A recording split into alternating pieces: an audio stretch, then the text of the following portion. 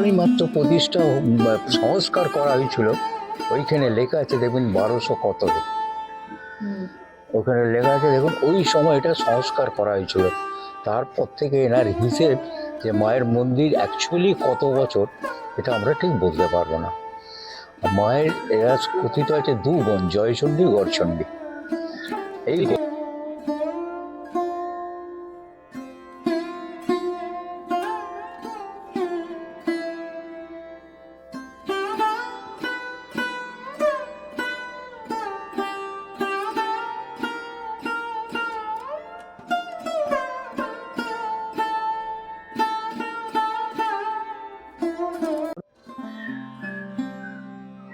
জেলা হাওড়া, আমতা 2 নম্বর ব্লক এবং ঝিকিরা গ্রাম থেকে আজকে সকলকে স্বাগত জানাচ্ছি।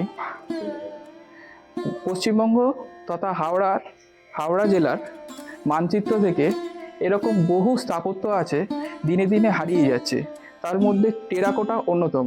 হাওড়া জেলার এই ঝিকিরা গ্রামে রয়েছে প্রচুর প্রাচীন টেরাকোটা মন্দিরগুলো। সেই সমস্ত মন্দিরে টেরাকোটার কাজগুলো ধীরে ধীরে অবলুপ্তর পথে।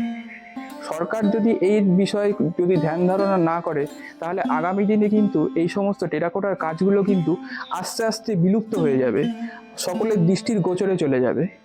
আজকে আমরা এসেছি এই ঝিকিরা গ্রামে, এখানকার টেরাকোটার মন্দিরগুলো দেখাবো এবং কিভাবে আস্তে আস্তে এই সমস্ত মন্দিরগুলো অবলুপ্তির পথে সেই সমস্ত মন্দিরগুলোর কাজগুলোও আমরা দেখাবো। ইমিডিয়েট যদি সরকার কোনো ব্যবস্থা না নেয় আস্তে আস্তে এই সমস্ত মন্দিরগুলো বিলুপ্ত হয়ে যাবে। তার এই সরকারের কাছে অনুরোধ, ইমিডিয়েট এই মন্দিরগুলো সংস্কারের ব্যবস্থা করা হোক। আজকে আমরা এই মন্দিরগুলো এবং টেরাকোটা কাজ এবং জমিদার বাড়ি সমস্ত জায়গাটা ঘুরিয়ে দেখাবো, আপনারা আমাদের সাথে থাকুন। হাওড়া জেলার একটা ব্যস্ততম জনপদ বোম্বে রোড, আর তার থেকেও ব্যস্ততম পথ এই রানীহাটির মোড়। 2 চাকা বাহন নিয়ে ছুটে চলেছি বিলুপ্ত প্রায় হাওড়া টেরাকোটা নগরী, ঝিকিরা এবং অমরাগড়ি এবং রাউতারা গ্রামের উদ্দেশ্যে। এ পথে আসতে গেলে হাওড়া থেকে ট্রেনে করে আমতা স্টেশন এবং তারপরে ঝিকিরার বাস, অথবা হাওড়া থেকে সরাসরি L3 বাসে ঝিকিরা আসা যায়। সময় লাগে 2 ঘন্টা মতো।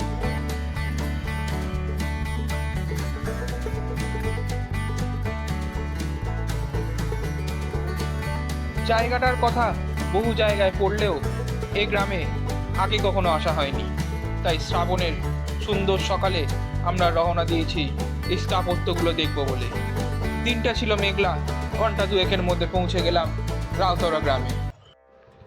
রাউতারা গ্রামে প্রথমে আসলাম সরকার পাড়া গ্রামে, একটি জমিদার বাড়ির সামনে, আর ঠিক তার বিপরীত দিকে ছিল একটি সুন্দর পোড়ামাটির মন্দির। মন্দিরটা রায় পরিবারের, দামোদর জিউর মন্দির। দক্ষিণমুখী 12চালা মন্দিরটি 1684 শতাব্দ অর্থাৎ 1762 খ্রিস্টাব্দে প্রতিষ্ঠিত হয়, কিন্তু জটিল পোড়ামাটির কারুকার্য কিছু বোঝার উপায় ছিল না। তবুও যা বুঝলাম, কিছু যুদ্ধের দৃশ্য ও দেয়ালের দুধারে কুলুঙ্গির ভাস্কর্য ছিল, যেখানে কিছু দেবদেবীর ছবিও ছিল।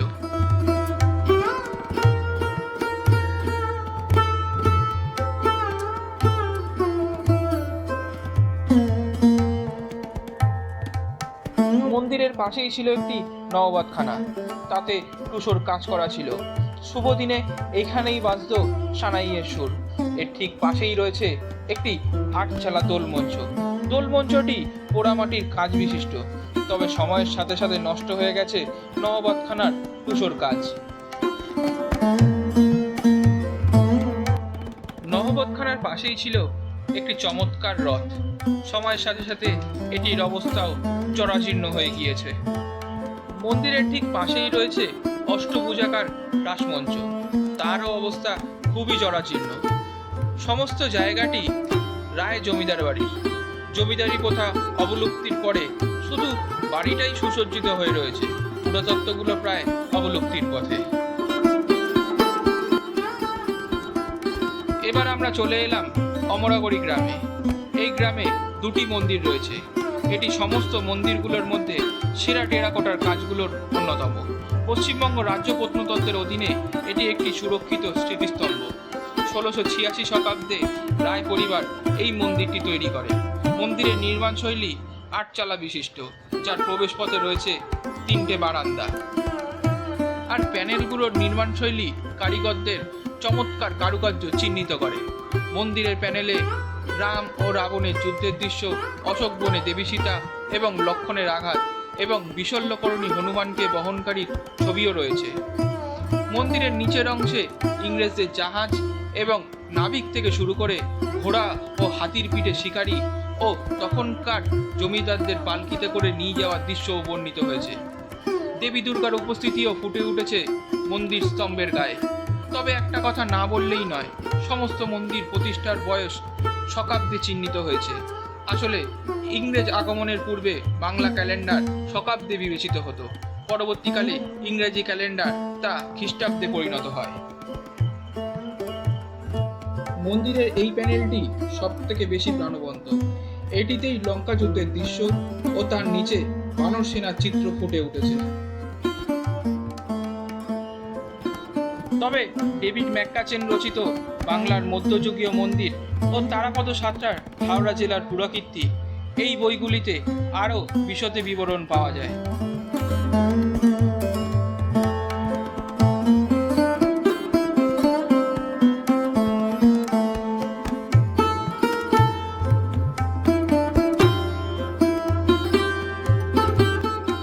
মন্দির স্তম্ভের মধ্যেকার অঞ্চলে ছোট ছোট প্যানেলে বিভিন্ন দেবদেবীর চিত্র ফুটিয়ে তোলা হয়েছে।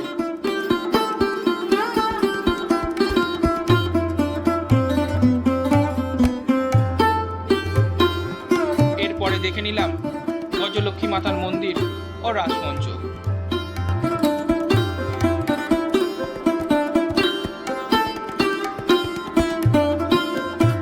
নতুন মন্দিরের ঠিক পিছনেই রয়েছে মায়ের পুরনো মন্দির। মন্দিরের অবস্থা খুবই করুণ। টেরাকোটার কাজগুলো প্রায় পুরোটাই নষ্ট হয়ে গেছে। বটগাছ চির ধরিয়েছে মূল মন্দিরের একপাশে।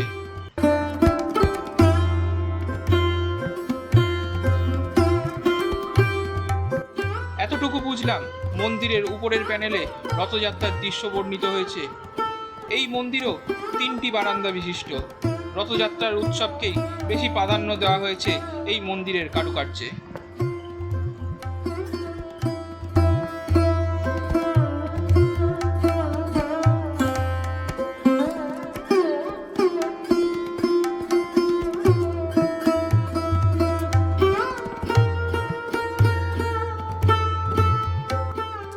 মন্দির স্তম্ভের গায়ে দেবী দুর্গার ছবি ও তার ঠিক নিচের প্যানেলে দুর্গোৎসবের সামাজিক জীবন ফুটিয়ে তোলা হয়েছে।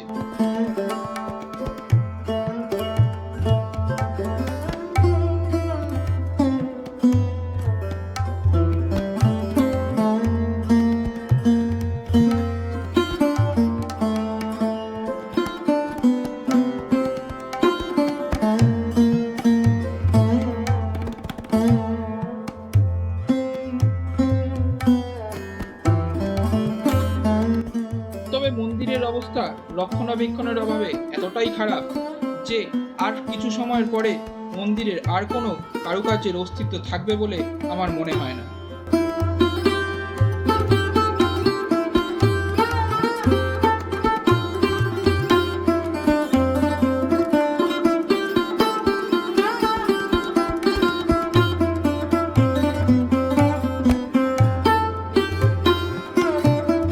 অমরাগড়ি ঘুরে এবার চলেছি ঝিকিরার পথে। রাউতরার মতো ঝিকিরার মন্দিরগুলোতেও একটা নান্দনিকতা চোখে পড়ল। ঝিকিরায় প্রথমে গেলাম সরখেলপাড়া জয়চণ্ডী মন্দিরে।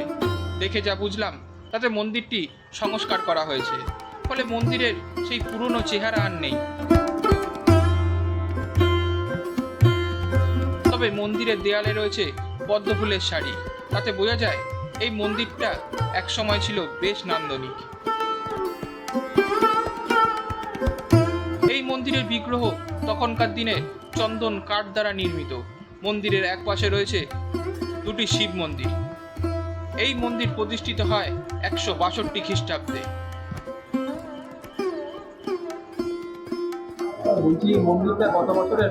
500 বছরের শুনি, আমার শাশুড়ির মুখে শুনি 500 বছরের। হ্যাঁ, আর এই আমার শ্বশুর আমার শাশুড়ি ওরা সব গল্প এই যে করে। মন্দিরটা এত রং চঙা দেখা যাচ্ছে, হ্যাঁ। এই মন্দিরটা কি প্রত্যেক বছরই রং করে না? না না না, 5 বছর অন্তর মায়ের অঙ্গরাগ হয়। আচ্ছা।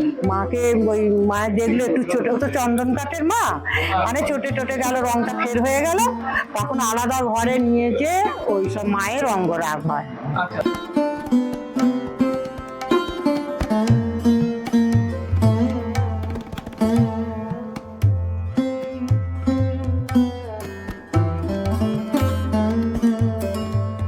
জয়চণ্ডীর পরে চলে গেলাম গড়চণ্ডী মন্দির দেখতে। এই মন্দিরও সংস্কার করা হয়েছে, তবে মন্দিরের দেয়ালে লাগানো বিভিন্ন দেবদেবীর ছবি মন্দিরকে করে তুলেছে বেশ নান্দনিক। তবে মন্দির পরিবারের এক সদস্যের মুখে শোনা গেল এই মন্দিরের কিছু ইতিহাস।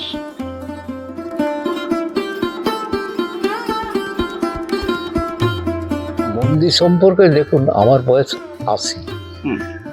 আমি তো কিছু বলতে পারবো না, যেটুক আমার জেঠু বা বাবার মুখ থেকে শুনেছি পিতৃপুরুষরা এটা প্রতিষ্ঠা করে গেছেন। তা কথিত আছে, ওনাদের মুখ থেকে শুনেছি এই মন্দির মা ভবতারিণীর মন্দিরের আগে 500 বছর হয়ে গেছে মন্দির। আর সঠিক এটা বলা যাবে না। একবারই মাত্র প্রতিষ্ঠা সংস্কার করা হয়েছিল। ওইখানে লেখা আছে দেখবেন 1200 কতরে, ওখানে লেখা আছে দেখুন, ওই সময় এটা সংস্কার করা হয়েছিল। তারপর থেকে এনার হিসেব যে মায়ের মন্দির অ্যাকচুয়ালি কত বছর এটা আমরা ঠিক বলতে পারবো না। আর মায়ের এরা কথিত আছে 2 বোন, জয়চণ্ডী গড়চণ্ডী। এই আমরা হ্যাঁ। জয়চণ্ডী দেখে এসেছি। হ্যাঁ, আর এখানে এটা হচ্ছে গড়চণ্ডী মা। গড়চণ্ডী। গড়চণ্ডী এটা চারিদিকটা পরীক্ষা ছিল, এটা গড় ছিল বলে এটার নাম সেই থেকেই গড়চণ্ডী হয়ে আছে। আচ্ছা। আর মন্দিরের পাশে দুটো আরো মন্দির দেখতে পাচ্ছি। হ্যাঁ, ওটাও আপনি একটা বাবা মহেশ্বর, আচ্ছা। মহেশ্বরের মন্দির, উনিও আমাদের এক গোষ্ঠীর লোকই প্রতিষ্ঠা করেছিলেন। তার পাশেই আমাদের দামোদরজির মন্দির। আচ্ছা, দামোদরজির মন্দির সম্বন্ধে যেটা আপনি আগে জানতে চাইছেন, দামোদরজির মন্দির আছে এখান থেকে প্রায় 7-8 মিনিট দূরত্বে মন্দির আছে। ওটা হচ্ছে আসল মন্দির, ঠিক সেম টাইপের। এই যে মন্দির দেখছেন, এইরকম মন্দির ছোট টাইপ, ওইখানে দামোদরজি আমাদের প্রতিষ্ঠিত। তা আমাদের এখানকার আমার এক দাদু বা দিদা বলল যে আমাদের এখানে কোনো শুভ অনুষ্ঠান হলে, বিয়ে ধরুন, অন্নপ্রাশন হলো, এইসব হলে দামোদরকে কি সেখান থেকে আবার আনতে হবে? এত কষ্ট কেন? এখানে উনি আমার এই দামোদরজিকে প্রতিষ্ঠা করলেন, সেই থেকেই উনি আমাদের এখানে পূজিত হয়ে আসছেন। মন্দিরের ভেতরে যে বিগ্রহটা আমরা দেখতে পাচ্ছি, এটা কি আমরা গড়চণ্ডী মন্দিরে দেখেছি, ওটা উনি হচ্ছেন নিম কাঠের ঠাকুর। হ্যাঁ, আর এই ঠাকুর এও মা দারুবৃক্ষের তৈরি। দারুবৃক্ষ, এটা কি চন্দন কাঠের তৈরি নাকি? না, দারুবৃক্ষের তৈরি। দারুবৃক্ষের তৈরি, মানে দারুবৃক্ষ মানে হচ্ছে কি দেবদারু গাছ? না, নিম কাঠ। নিম কাঠ। হ্যাঁ। আর এই যে দালানটা দেখা যাচ্ছে, হ্যাঁ। এই দালানটা, এইখানে কি ঠাকুরের উৎসব হয় বা কোনো এখানে সমস্ত কিছু যাবতীয় অনুষ্ঠান ওই তলায় হয়। আর আমাদের এখানে পুজো শুরু হয় প্রতিপদ মহালয়ার পরের দিন থেকে।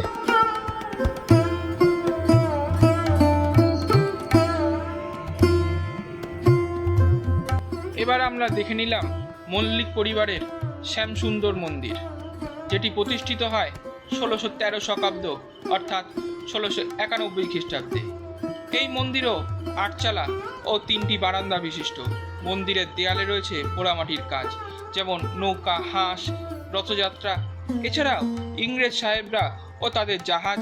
এছাড়াও মন্দিরের দেয়ালে কিছু সামাজিক দৃশ্যও ফুটে উঠেছে।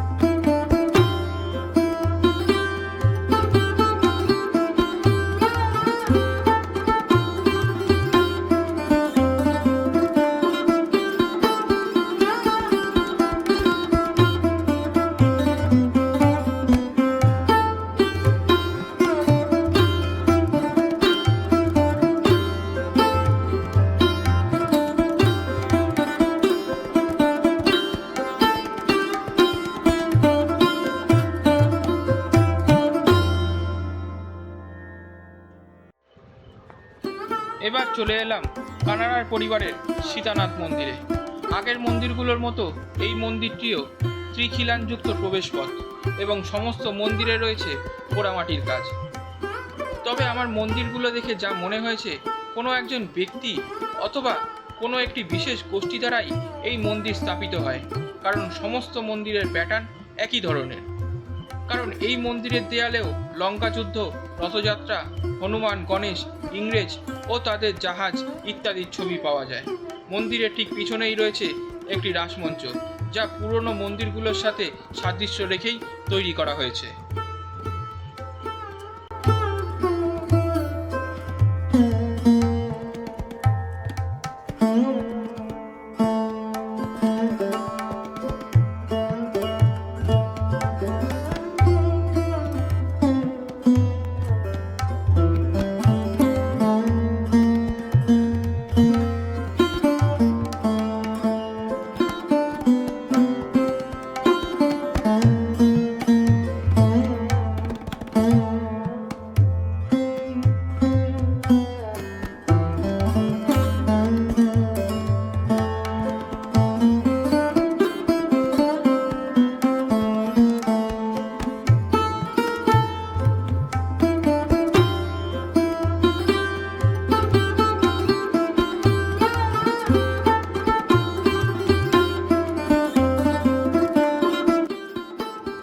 পরিশেষে চলে এলাম জয়নগরে জলেশ্বর মন্দিরে।